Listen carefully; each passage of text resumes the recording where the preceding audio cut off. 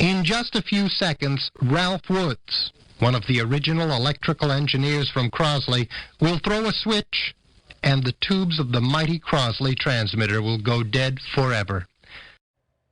So that broadcast, it was made 30 years ago today, and it was sent all around the globe from right here in the Tri-State. That's the last transmission to go out from what is now the Voice of America Park.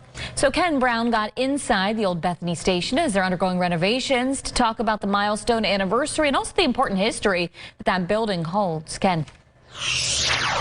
Yeah, so the renovations are just to the museum portion of this building, and of course they are ongoing. But as far as the old control room's concerned, it looks exactly the same as it did 30 years ago, maybe with a few new displays here and there showcasing what it did.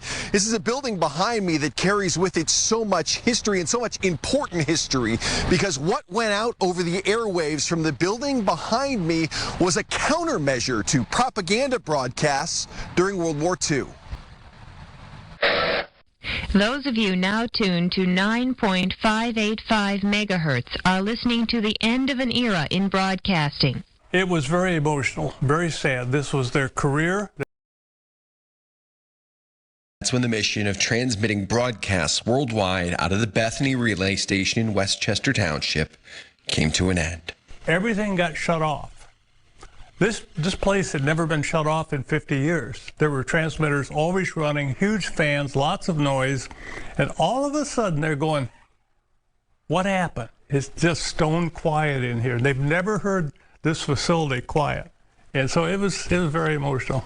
It's from this control room that shortwave transmissions made it across oceans and continents. The Voice of America broadcasts aimed to spread the truth to anyone who was willing and able to listen on shortwave. Messages that reached people who lived far and wide, some of which have grown, immigrated to the United States, and visited this very station. People leave here just almost with their mouth hanging. They had no idea how much effort the United States put into the voice of freedom, of broadcasting around the world. Today, the Bethany Station is under renovations and will remain closed through the holidays as they work to preserve the history of the building that was used to move the needle on more than just an audio board. Getting the truth broadcast was really important from day one, and still was, all the way through the Cold War, Afghanistan, Korea, Vietnam, and still today. So getting truthful information out was very personal to these people. This is the Voice of America, Washington, D.C., signing off.